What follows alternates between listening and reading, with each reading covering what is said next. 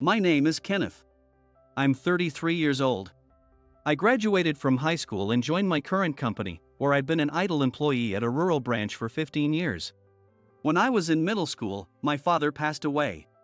I wanted to start working after middle school, but my mother, crying, begged me, please at least graduate from high school. Although I wanted to ease my mother's burden by working early, I decided to honor her wishes and attended high school. We couldn't afford college, and I thought taking a student loan would delay my working years by 4. So I begged my mother to let me work right after high school. My mother, understanding my feelings, said, in this era, having just a high school diploma might make life tough, but Anne agreed. In high school, I worked part-time at a company run by my relatives. I had other part-time jobs too, but my relatives kindly employed me. I told my relatives I planned to work full-time after high school, so they taught me various professional manners. Though sometimes strict, I appreciated their guidance, knowing it was preparation for the real world. I am currently at a rural branch. I create internal newsletters and manage documents there. It's a so-called an idle position. Being assigned here means no chance of promotion. In fact, it's known that during layoffs, employees from this department are the first to be let go. Around me are people who cause trouble in other departments, have poor performance, or have frequent tardiness and absences. Essentially problem employees. I didn't cause any trouble myself. I just caught the eye of a certain boss. There was a college graduate, Amy, 1 year younger than me, who joined the company after me. When I was still at the main office, we worked in the same department. Back then, I was 24 and she was 23. Amy was a very cute woman. She was popular in the company. And there was Kent, 2 years older than me. He was an elite graduate from Harvard, a famous university. Amy also graduated from Harvard, making them senior and junior. Apparently, when Amy was a freshman, Kent was a senior, and they had dated once. Kent boasted about it. However, another Harvard graduate said Kent's intense advances couldn't be rejected by Amy, leading to a brief one-week relationship before Amy broke up with him. I was listening to all that talk with a hum. College graduates generally didn't care about those of us with just a high school diploma. There was a sense that they looked down on us. Being aware of this, I kept my distance from college graduates. However, I became Amy's mentor when she was a new hire. Though only 1 year older, I had 5 more years of work experience. It seemed fitting. People say I'm good at taking care of others. I tend to consider others' situations too much. When my father passed away, I also considered my mother's situation too much and offered to start working after middle school. I have a habit of prioritizing others over myself. Amy seemed to like this about me. She followed me around with a stool. It's common for newbies to follow their mentors around. So, I didn't think much of it. But one day, Kent called me out. Hey, Kenneth. Don't get cocky. At first, I didn't understand what he meant. So, I asked him honestly. I don't know what you're talking about, I said. Apparently, my attitude irritated him. His face turned red as he said, I know you've been following Amy around. Amy. Who was that? I remembered there was one person. Are you talking about Amy? Yes. I heard you're using your position as her mentor to keep her close like your personal assistant. What? What was he talking about? I was dumbfounded. If she was following me around, that made sense. But me following her? How could anyone see it that way? And we only talk about work 99% of the time. The other 1% is just I'm hungry or what's the weather like tomorrow. Only talking about work would be awkward. It's a completely professional relationship. We only talk about work, I said. Don't lie. You're abusing your position. I'm going to report you to HR for misconduct. Go ahead. I believe Amy will clear my name during the investigation. I said. I truly believe that. A few days later, there was indeed an inquiry from HR, conducted by Henry. Both Amy and I answered normally. She said, this seems strange. Are they questioning all new hires, while tilting her head? I had an idea but said, who knows, and tilted my head along with her. After a while, Henry called me directly on the internal line. Kenneth, there's a report that you told Amy not to say anything that would be detrimental to you during the inquiry. What? I was shocked. I never said anything like that to Amy. There must be a mistake, I said. We received a tip, he replied. Who said that? It's not true at all. I can't reveal the source. So, HR will have someone monitor you. Your boss has also been told to keep an eye on you. Okay. I hung up. I hadn't done anything wrong. So I should just continue as usual. But the thought of being watched made me uneasy. Not just that. Knowing my boss would be watching me with suspicion was unsettling. I had worked so hard for the company. It was frustrating, but I couldn't think of a way to prove my innocence. A few days later, Henry called me again. Kenneth, we're removing you from your position as Amy's mentor. Excuse me? I was shocked. It was too sudden. Why? We received information from your boss that you're using your position to manipulate Amy. What? My boss. Was it Curtis, the division manager, or Sage, the section manager? Or perhaps I had one person in mind. Was it Mark? Mark, the supervisor, was drinking buddies with Kent. They were peers and Mark became a supervisor right after Kent, who was the fastest to get promoted. They were close. Maybe they were colluding behind the scenes. I can't say who. But expect a formal notification from your boss. Okay. And if this happens again, there will be consequences. Understood? Understood. Amy, beside me, looked puzzled. She couldn't possibly imagine that I was being reprimanded by HR for supposedly abusing my power over her. My mind went blank. Then Sage called out to me. As you probably heard from HR, we're removing you from your position as Amy's mentor. If anything like this happens again, I won't be able to protect you. What? Amy, beside me, looked surprised. Amy, I'm sorry for not keeping a closer eye on things. What do you mean? Amy, come with me. I'll be your mentor from now on. What? Mark grabbed Amy's hand as she stood confused. Seeing this, I realized it was indeed Kent and Mark who leaked the false information. I was forbidden from any interaction with Amy and was transferred to another department the next month. Several months passed. After work, Amy called me to meet at the emergency stairs. I didn't go. I continued working late and returned to the locker room around 8 p.m. 2 hours has passed after the end of work at 6 p.m. I didn't expect Amy to still be there. Amy. She was there. In the cold, her ears, cheeks, and fingers were red. She turned around at my voice. And she said happily, Kenneth. I couldn't help but run to her. I handed her a can of coffee I had bought for myself. Here, hold this. It's warm. Amy smiled, holding the can with both hands. I'm glad you came. She did nothing wrong. Thinking that made my chest hurt. She was forbidden from talking to me without understanding why and called me out to find out the reason. I decided not to meet her because I didn't want to cause her more trouble or be falsely accused of anything else. I thought if I didn't show up at the agreed time, she would give up and go home. But she waited for me the whole time. I'm sorry. I'm so sorry. I apologized repeatedly, biting my lip. Why do we have to go through this? We didn't do anything wrong. Amy, if someone sees us, it'll be bad. Let's part ways and go home. Why? Why are we in this situation? I don't know, but someone. At that moment. What are you doing there? Henry spotted us and raised his voice. I heard voices, so I came to check. What are you doing on the emergency stairs? You are. Henry looked at me. Aren't you Kenneth from the blacklist? I was on the blacklist? It was over. Honestly, I couldn't think straight. Henry's outburst drew the attention of other HR staff working overtime nearby. From there, it was a blur. The story became that I was trying to do something to Amy on the emergency stairs.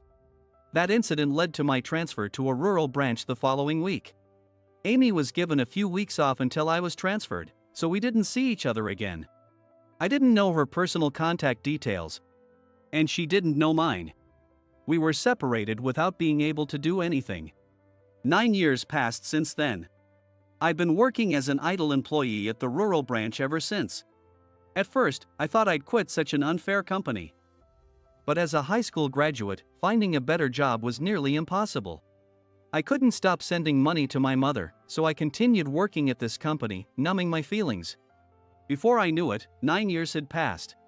My current rural department is free from toxic atmosphere, quotas, or long overtime hours, and is very peaceful. It's calm and warm. Everyone works at their own pace and is relaxed. That's the kind of workplace it is. At first, I thought, as rumored, that the employees here were all problem children. I assumed they couldn't do their jobs well. But as I worked, I started noticing, moments. The people in this department weren't particularly incompetent or had bad behavior. Curious, I subtly asked around. I found out most were transferred here due to false accusations. They were framed by bosses or colleagues, labeled as problematic, and sent to this department. I always excelled at tedious tasks, so creating internal newsletters and organizing documents suited me. I kept working diligently at my own pace. But I was relegated to this static job as a high school graduate. Moreover, with the false reputation of having a bad character, no woman would be interested in me. So, I've been living in the countryside, working hard without a girlfriend all this time. Before I turned 30, I was anxious about my marriage since many of my old classmates got married. But after turning 30, I started feeling that it was okay to stay single. Marriage shouldn't be forced. One day, the document organization section manager, Tyler, approached me. "Kenneth, how are you today?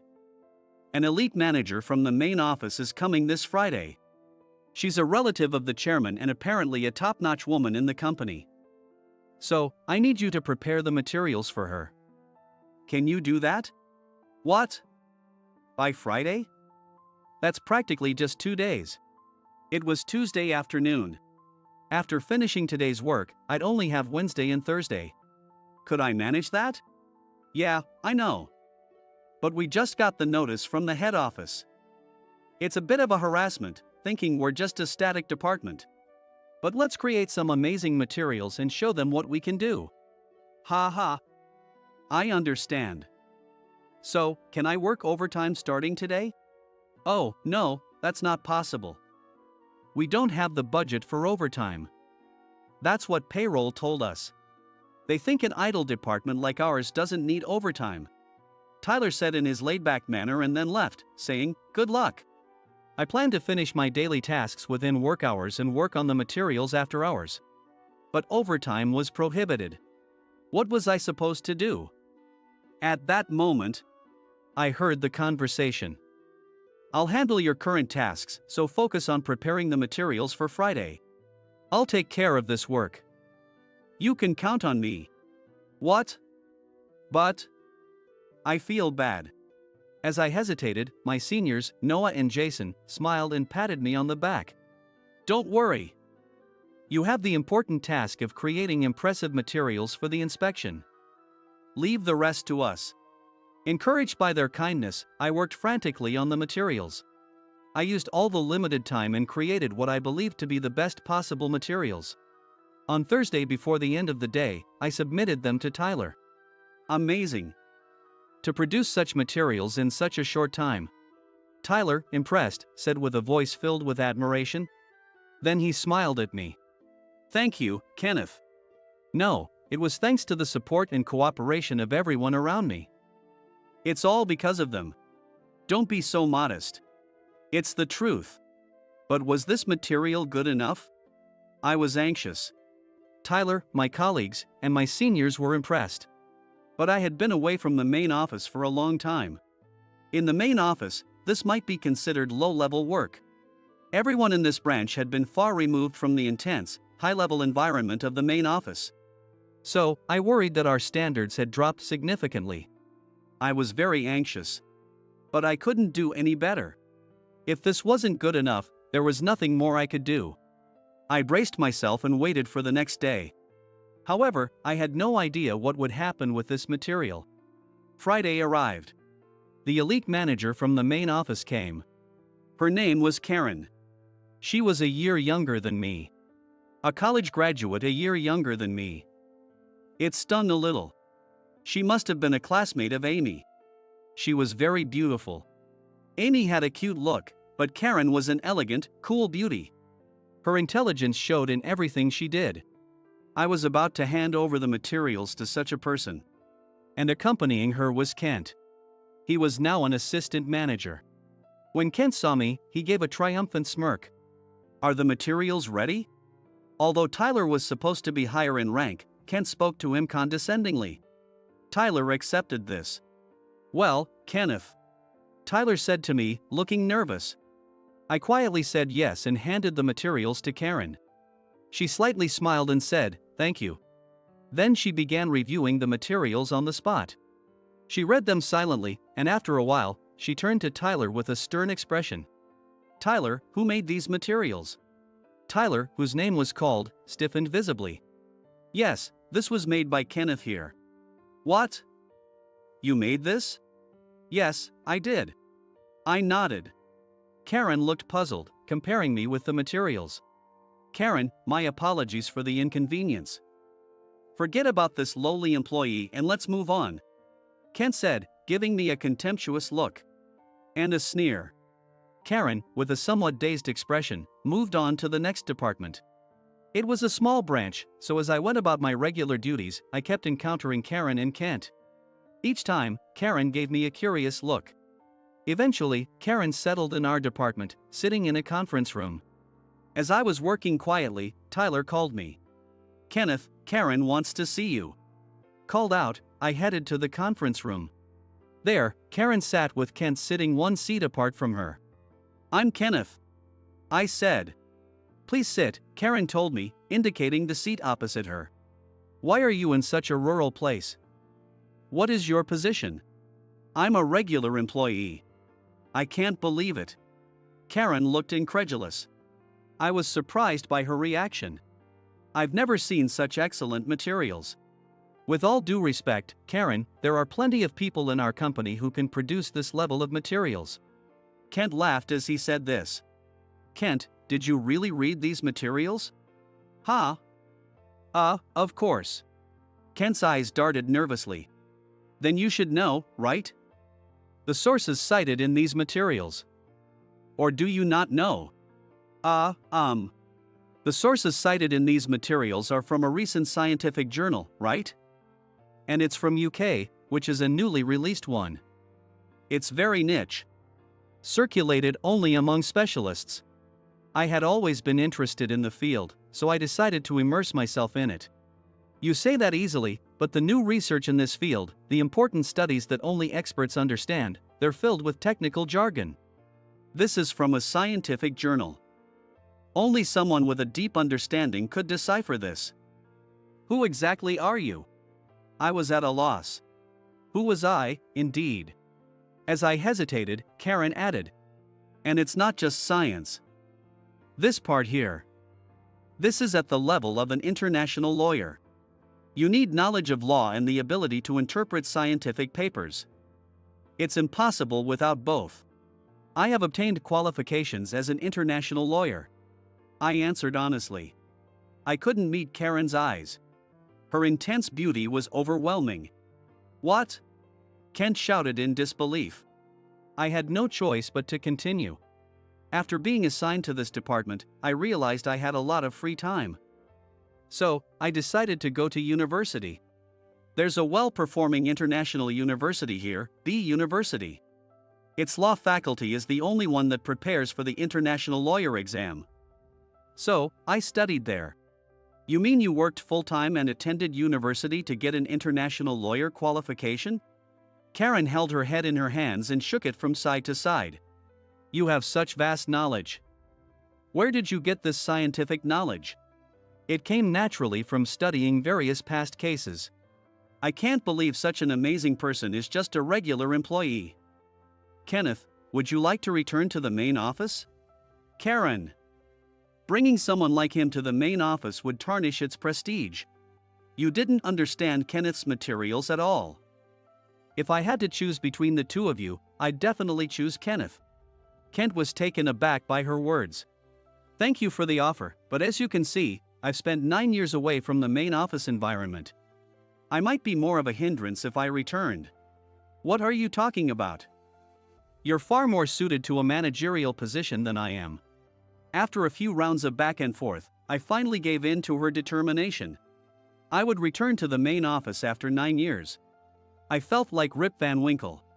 As I left the conference room, my colleagues and seniors, who had overheard the conversation, congratulated me. I was really fortunate to have such great companions. I almost cried. I would return to the main office on Monday. I felt my legs tremble as I headed to work. I could see the emergency stairs from that time, where I was found talking to Amy. My heart ached. I wondered what had happened to Amy. All employees could access the organizational chart, so I could check. I occasionally looked to see where Amy was. She was now 32. It wouldn't be surprising if she were married. But her last name hadn't changed. Some people keep their maiden names after marriage. Given how cute she was probably married.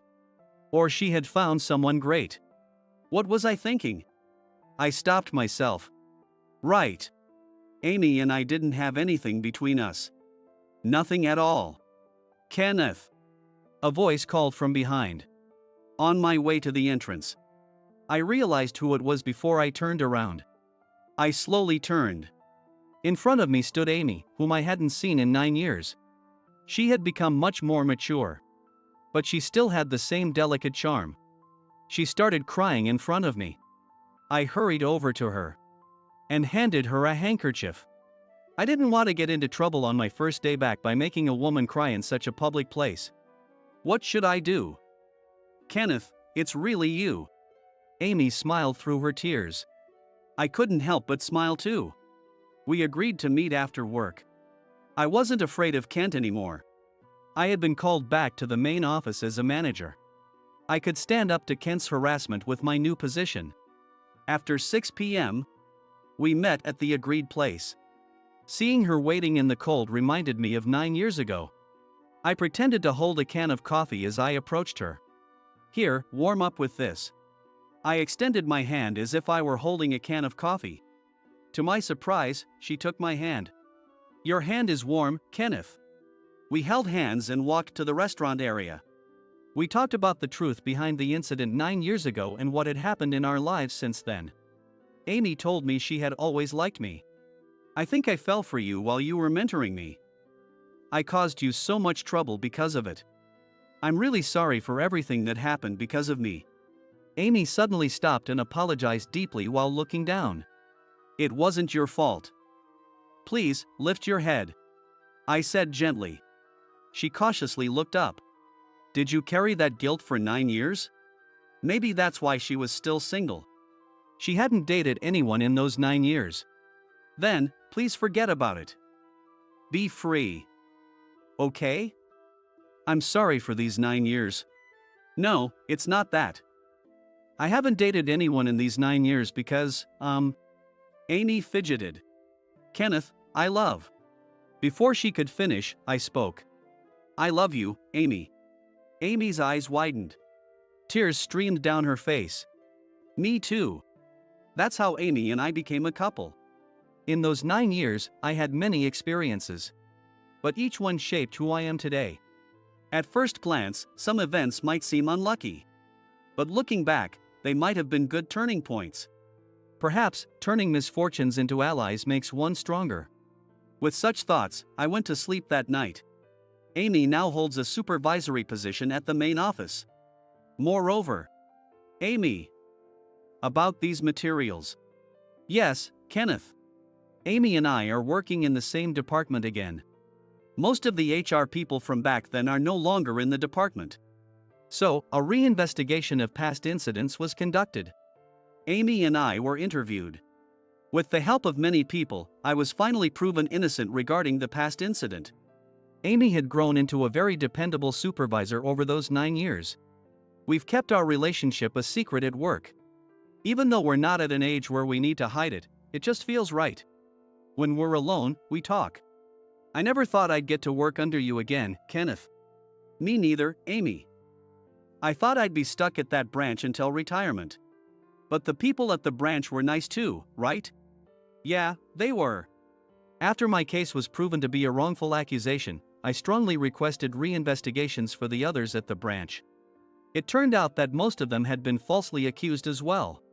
Due to HR's mistakes, those sent to the branch were offered suitable positions, but most declined. They said they preferred the relaxed work at the branch. The numerous wrongful accusations prompted a quick overhaul of the system. In that process, I was promoted to department head. 2 months after becoming department head, I proposed to Amy.